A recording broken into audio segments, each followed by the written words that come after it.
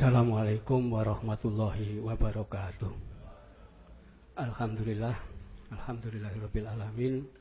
Wassalatu wassalamu ala asyrofil anbiya'i wal mursalin sayyidina wa maulana Muhammadin wa ala alihi wa ashabihi ajmain. Amma ba'd.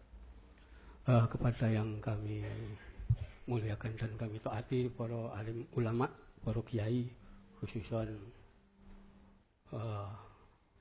para Islam PBNU atau yang mewakili dan Ketua Tanfidiyah PBNU, ya, para pengurus NU, Pak Jenderal Agung Gumelar, ya, Pak Gusti Uger dan Pak Arican Silalahi, dan sahabat-sahabat sekalian. Saya kebagian bicara tentang budaya dan agama. Jadi budaya itu adalah hasil budidaya budi, pemikiran manusia, karya manusia berdasarkan akal dia, karena itu sangat terpengaruh lingkungan. Ya. Sementara agama adalah wahyu. Ya. Itu sebabnya agama masuk ke satu wilayah itu tergantung penerimaan budaya. Dan disitulah perbedaan berbagai macam agama. Tidak ada agama itu satu, ya, katakan Islam, enggak. Nanti akan pecah menjadi berbagai aliran, karena apa? Pemahaman masing-masing bangsa beda.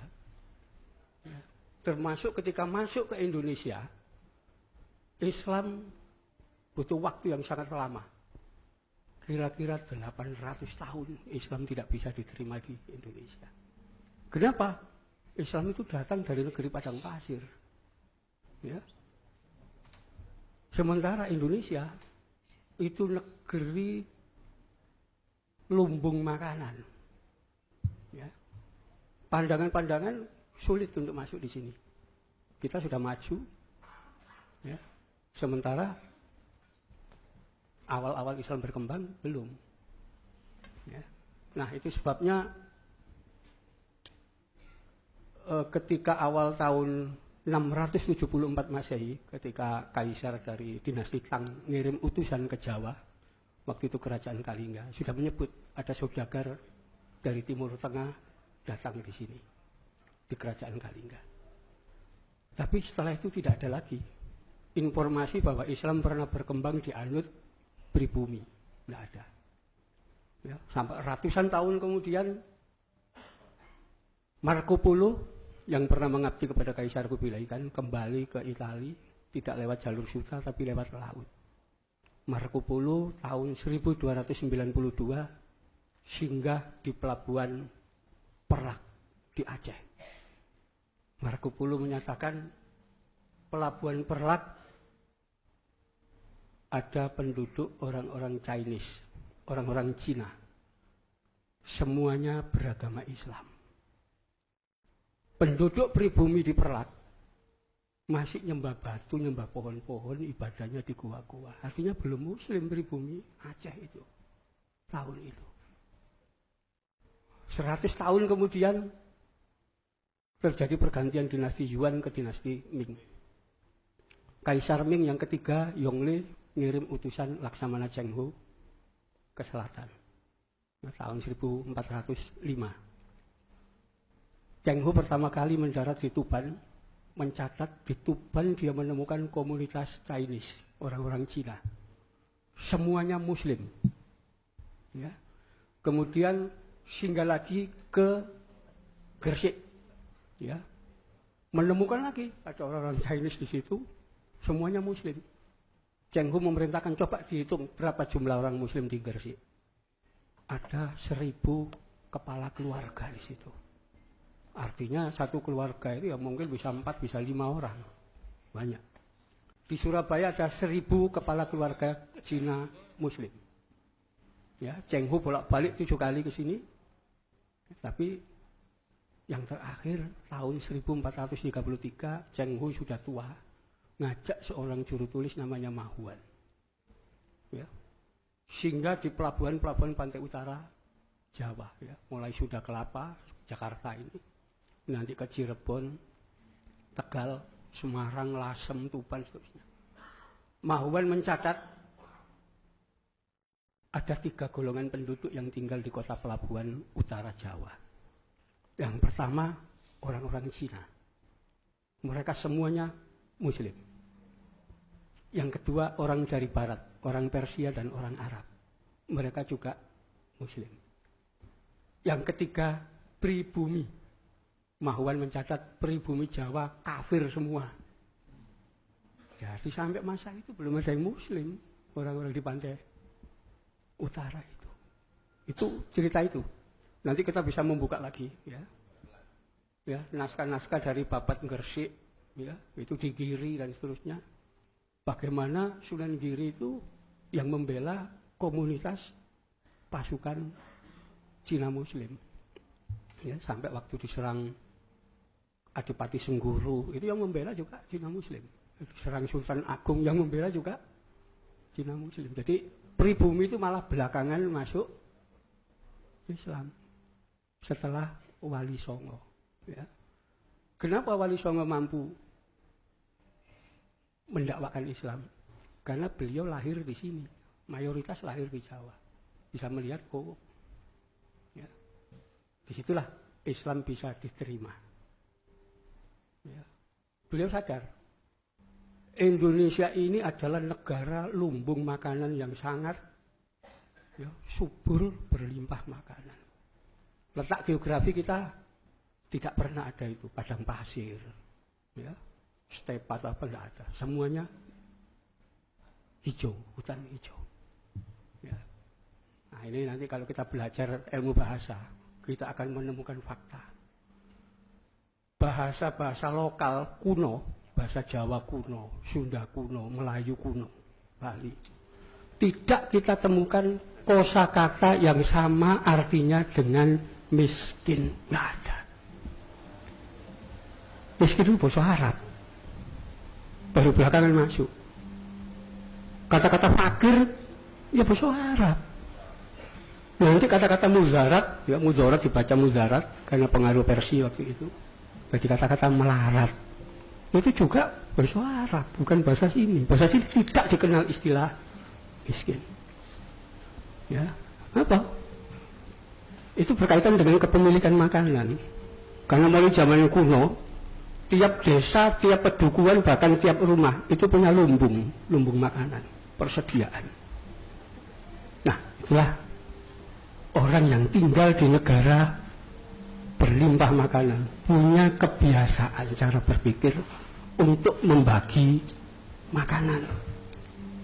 Ya, ini tradisi yang nggak bisa dipahami orang Arab yang nggak ada makanan di sana. Ya.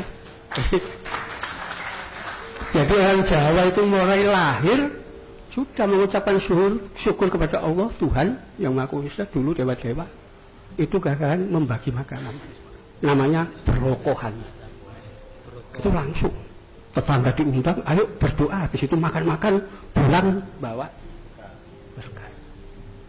7 hari setelah kelahiran ada upacara puput pusar, ya, lepas tali pusar, selamatan lagi, makan lagi, ulang bawa makanan lagi. Nanti selapanan 36 hari, makan lagi, ya.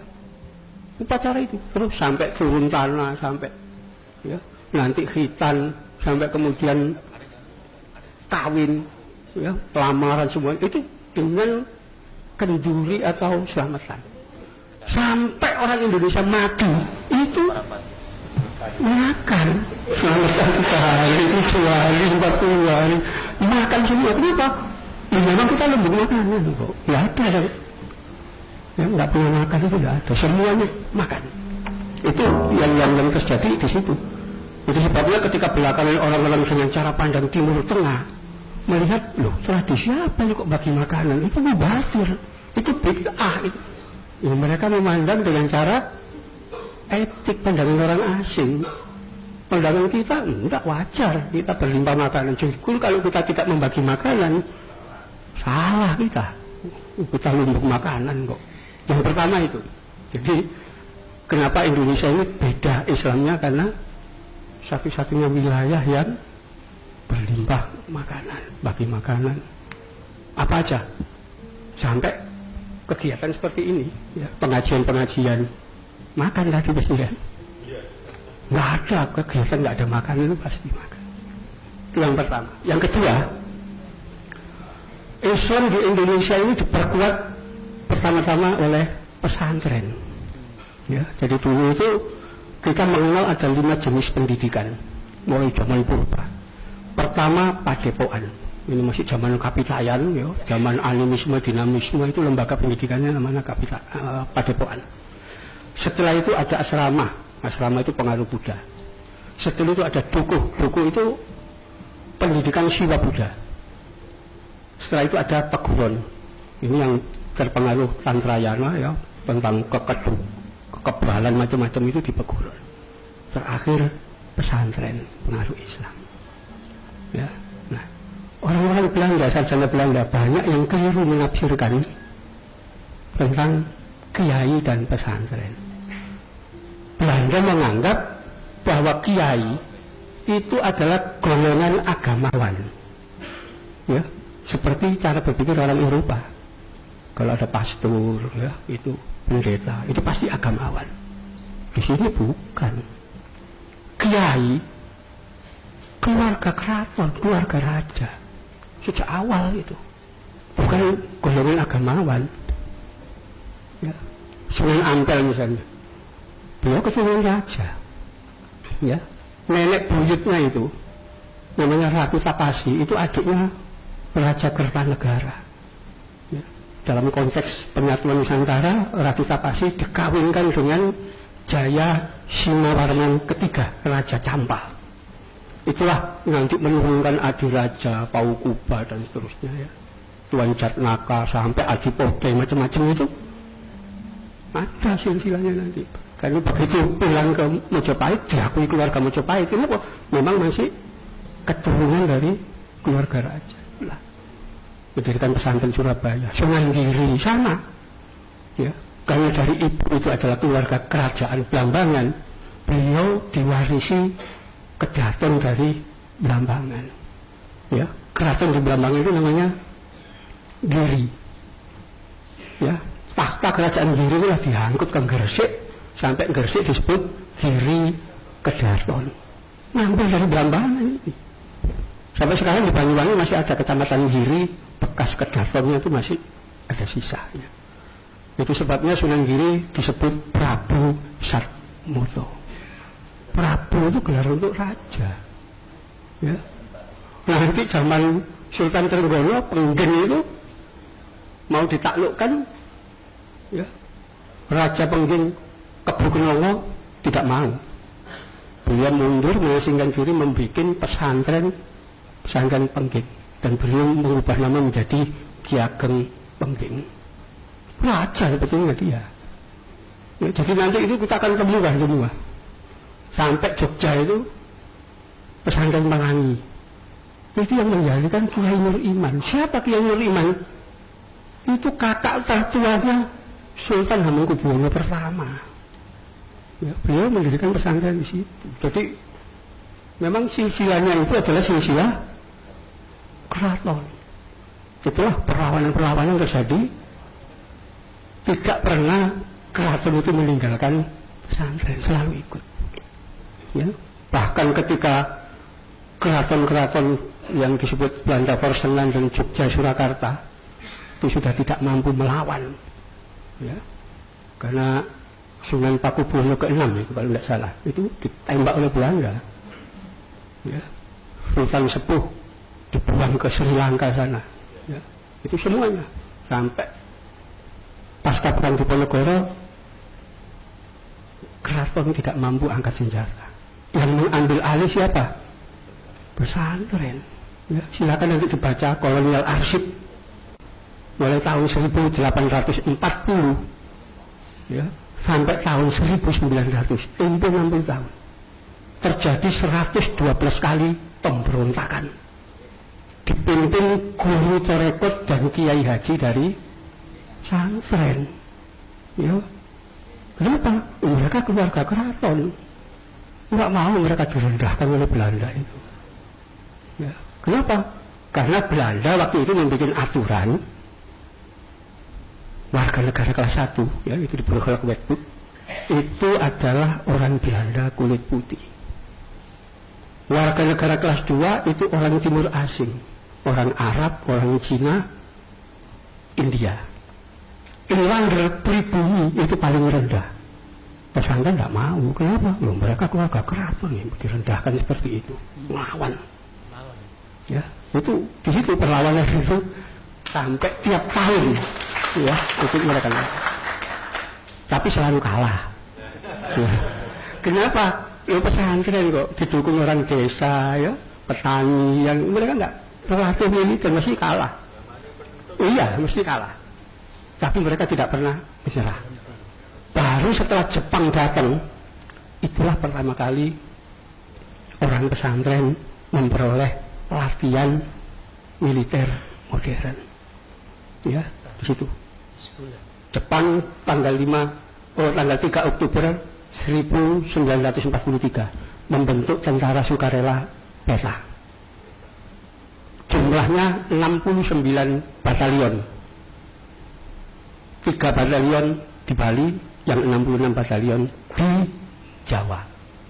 Ya. Dari 66 batalion di Jawa, seluruh komandan batalion itu Muslim. Dari 66 batalion, 20 batalion komandannya Kiai Haji. Ya, itu datanya ada. Ya, contoh Kiai Haji Samun. Itu di Banten. Itu komandan batalion beliau. Ya, pimpinan pesantren. Ya. Kiai Iskandar Sulaiman, batalion Daidang 4 Malang. Beliau waktu itu Rois Surya Kabupaten Malang. Ya, ada daftar namanya. Ya, ini kebetulan saya lagi nyusun, insya Allah nanti akan terbit sebuah buku judulnya Fatwa dan Resolusi Jihad. Ya. Disitulah nanti bulan November 1944 Jepang juga membuat Satuan Laskar Hizbullah. 500 orang kader dari pesantren dididik di Cibarusah Bogor, dan kemudian selama 3 bulan mereka disuruh kembali lagi. Itulah terbentuknya Hizbullah. Ya. Dan ini nanti jadi BKR dan PKR itu yang mendominasi dari 2 kelompok ini, dari PETA dan dari Hizbullah. Daftar namanya ada semua, silakan dicek, ya, nanti nama itu di Pusat Sejarah ABRI ada semua namanya. Itu sebabnya ketika 5 Oktober diumumkan pembentukan Tentara Keamanan Rakyat, tanggal 10 Oktober sudah diumumkan, ya, bahwa TKR memiliki kekuatan 10 divisi. Satu divisi itu 10.000 pasukan. Artinya punya 100.000 pasukan. Divisi pertama, ya, itu nanti silakan dicek, dipimpin oleh Kolonel Kiai Haji Samun, ya, komandan divisi, kolonel. Kiai Agus, boleh 2 menit lagi? Ya. Yang kedua, divisi kedua dipimpin oleh Kiai Haji Armuji Kartawinata. Ya. Itu sampai nanti komandan resimen, komandan batalion, itu semua kiai. Ya. Disitulah ketika muncul konflik, ya, Belanda mau kembali lewat Inggris, muncul resolusi jihad. Kenapa? Kiai Hasim sudah memperhitungkan kekuatan militer kita berapa jumlahnya, ya, sudah tahu. Disitulah dalam resolusi jihad ada 2, satu fatwa, yang satu resolusi. Ya, di situ.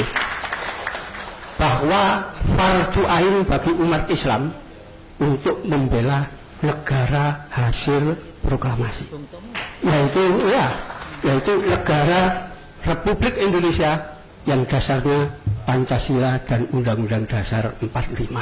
Ya. Itu keputusan yang mengikat semua warga NU. Kenapa? Oh, yang fatwa itu pendiri NU Kiai Hasyim Asy'ari. Siapa yang mengingkari ini dianggap berkhianat. Dan orang NU paling takut kalau kualat. Ya, berkhianat ya. Karena itu apapun yang terjadi dengan negara kesatuan Republik Indonesia, NU pasti ada di belakang itu. Saya kira itu ya. Mudah-mudahan kita tetap sadar bahwa muassis pendiri Nahdlatul Ulama itu sudah pernah menyerukan untuk jihad membela negara kesatuan Republik Indonesia. Mudah-mudahan kita tidak akan lupa itu dan tetap setia dengan kewajiban itu. Sekian, wallahu muwaffiq ila aqwamit thoriq. Assalamualaikum warahmatullahi wabarakatuh. Waalaikumsalam warahmatullahi wabarakatuh.